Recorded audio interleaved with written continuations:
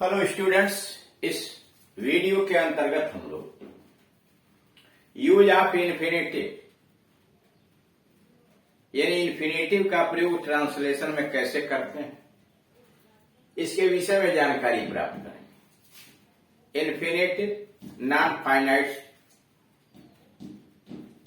Verb का एक रूप है जो क्रिया के साथ साथ नाउन का या एडजेक्टिव का या एडवर्ब का काम करता है या किसी भी क्रिया के फर्स्ट फॉर्म के पहले टू लगाकर बनाया जाता है, जैसे to go, to kill, to come. Infinitive दो तरह का होता है, simple infinitive, gerundial infinitive. Simple infinitive noun का काम करता है या किसी क्रिया का सब्जेक्ट बनता है, किसी क्रिया का ऑब्जेक्ट होता है, किसी प्रीपोजिशन का ऑब्जेक्ट होता है, किसी नए पोजीशन में होता है, आ गया। जिरेंडियल इन्फिनेटिव या तो एडजेक्टिव का काम करता है या एडवर्ब का काम करता है, यानी ये नाउन की विशेषता बताता है अथवा किसी एडजेक्टिव या वर्ब, एडवर्ब इत्यादि की विशेषता, क्रिया की विशेषता बताता है। यहां उसके विषय में परिचर्चा नहीं हो रही है, यहां तो ट्रांसलेशन का मामला, इसलिए डिटेल में जब ग्रामर का पोर्शन जहां इन्फिनेटिव में उसमें देखिए पूरा विस्तृत रूप से उसे समझाया गया। इन्फिनेटिव नोट वर्ब के फर्स्ट फॉर्म के पहले टू लगाया जाता है, यानी टू लगाकर बनाया जाता है। ट्रांसलेशन है मनुष्य से प्रेम करना, ईश्वर से प्रेम करना। मनुष्य से प्रेम करना, to love man is to love God. To love man is to love God. अब इसमें देखिए क्या है, टू लव आया होगा, इज क्रिया का सब्जेक्ट है और टू लव क्या है, इज क्रिया का कॉम्प्लीमेंट भी। एक ही वाक्य में दो काम करा दिया गया, नाउन का भी यानी यह सब्जेक्ट के रूप में भी आ गया और कॉम्प्लीमेंट के रूप में भी आ गया। To love man is to love God. मनुष्य से प्रेम करना, ईश्वर से प्रेम करना। उसे बैठने के लिए कुर्सी दो। गिव हिम ए चेयर, उसे कुर्सी दो। किस लिए? टू सिट ऑन, बैठने के लिए। अब इसमें सिट ऑन क्या कर रहा है, चेयर की विशेषता बता रहा है। Give him a chair, to sit on, बैठने के लिए, एडजेक्टिव का काम। क्या तुम नृत्य सीखना चाहते हो?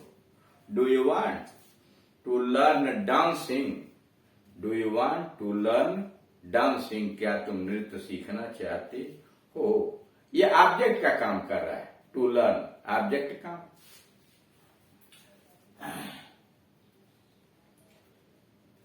दूसरा नोट, जिन वाक्यों में ध्यान से, इन वाक्यों को ध्यान से देखिए। कोई उसे फाइट देने का साहस नहीं कर सकता। No one can dare give him a fight. कोई भी उसे फाइट करने का साहस नहीं कर सकता। No one can dare give him a fight. इसमें ध्यान देने की बात है कि गिव के आगे टू नहीं लगा। इसका मतलब यह है कि डेयर जब क्रिया आती है तो उसके बाद इन्फिनेटिव का टू छिपा लिया जाता है। अध्यापक तुमसे कठोर परिश्रम करा सकते हैं। The teacher can make you work hard. देख रहा मेक आया तो वर्क के आगे टू नहीं लगा। बेयर इन्फिनेटिव आई हुई है, यानी इन्फिनेटिव का टू छिपा दिया गया, इसे बेयर इन्फिनेटिव कहते हैं। मैंने चोर को घर में घुसते हुए नहीं देखा। I did not see the thief enter the house. See के आगे देख रहे एंटर जब आया है तो टू छिपा लिया गया। मैंने चोर को घर में घुसते हुए नहीं देखा। आई डिड नॉट सी, मैंने नहीं देखा, the thief enter the house. उपरोक्त वाक्य की क्रियाओं के साथ टू इन्फिनेटिव का प्रयोग नहीं किया गया, यानी ऊपर जो ये वाक्य लिखे गए हैं इसमें टू लगाकर इन्फिनेटिव नहीं आया है। इंग्लिश की कुछ क्रियाओं जैसे डेयर है, साहस करना, नीड आवश्यकता होना, मेक बनाना, हियर सुनना, बेड आदेश देना, मना करना, लेट आदेश देना, हेल्प तथा सी के साथ हम टू इन्फिनिटी का प्रयोग न करके बेयर इन्फिनिटिव अर्थात बिना टू के इन्फिनिटिव का प्रयोग करते हैं। मतलब अगर ये क्रियाएं हैं, डेयर है, नीड है, मेक है, हियर, बिड, लेट, हेल्प और सी, अगर ये क्रियाएं हैं तो इनके बाद इन्फिनेटिव, बेयर इन्फिनेटिव आती है, यानी बिना टू का इन्फिनेटिव रखा जाता है। अब यहां से एक्सरसाइज है, मुझे पीने को पानी दो, give me water to drink, मुझे पीने को पानी दो, give me water to drink. बच्चे मिठाई खाना पसंद करते, चिल्ड्रन लाइक, बच्चे पसंद करते हैं, children like to eat sweets, children like to eat sweets. उसे पढ़ने के लिए पुस्तक दो, give him a book to read, give him a book to read, उसे पढ़ने के लिए पुस्तक दो। क्या तुम तैरना चाहते हो? Do you want to swim, do you want to swim, क्या तुम तैरना चाहते हो? Do you want to swim. क्या वह दिल्ली जाना चाहता है? Does he want to go to Delhi, does he want to go to Delhi. प्रकृति से प्रेम करना, ईश्वर की प्रशंसा करना। टू लव नेचर, प्रकृति से प्रेम करना, to love nature is to praise God, to love nature is to love God या टू प्रेज गॉड। खाने के लिए भोजन नहीं, there is no food to eat, खाने के लिए there is no food to eat. लिखने के लिए कागज नहीं, there is no paper to write on, there is no paper to write on. सोने के लिए पलंग नहीं है, there is no bed to sleep, there is no bed to sleep.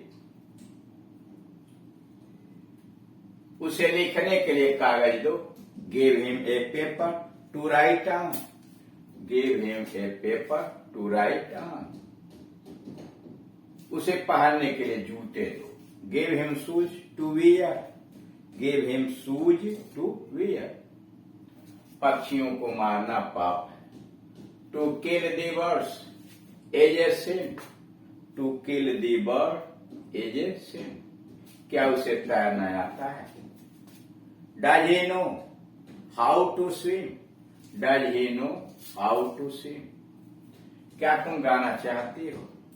Do you want to sing, do you want to sing, क्या तुम गाना चाहती हो?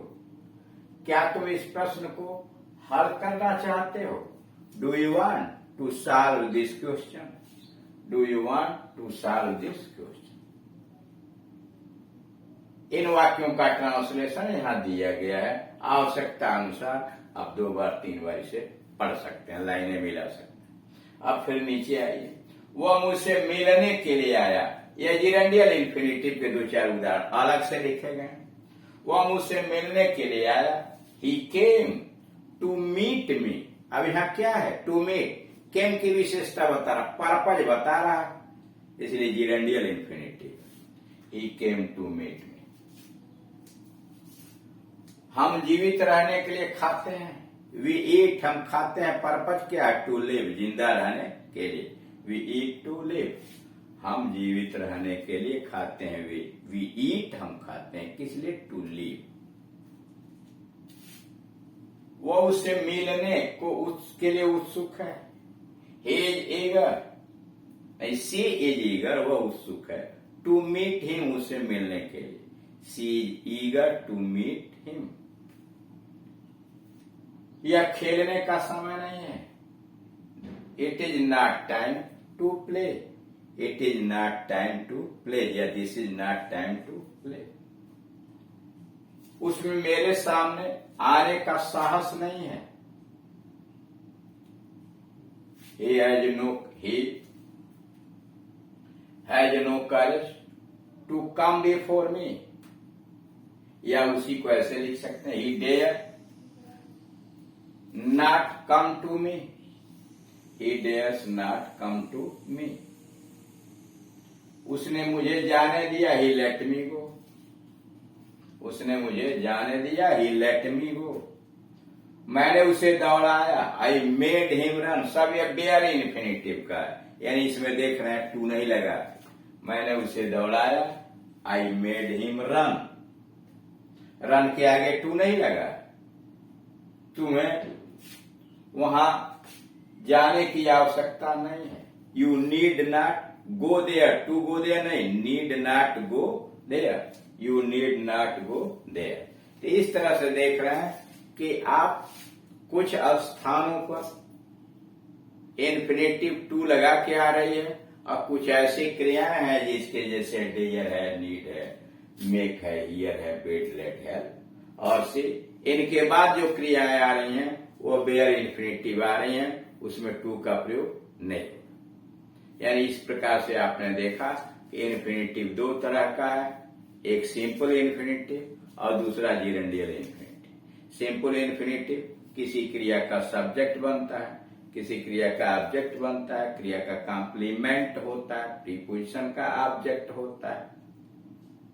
और जिरेंडियल इन्फिनेटिव एडजेक्टिव या एडवर्ब का काम करता है, यानी किसी नाउन की विशेषता बताया, एडवर्ब हो तो क्रिया की विशेषता बताएगा, एडजेक्टिव की विशेषता बताएगा।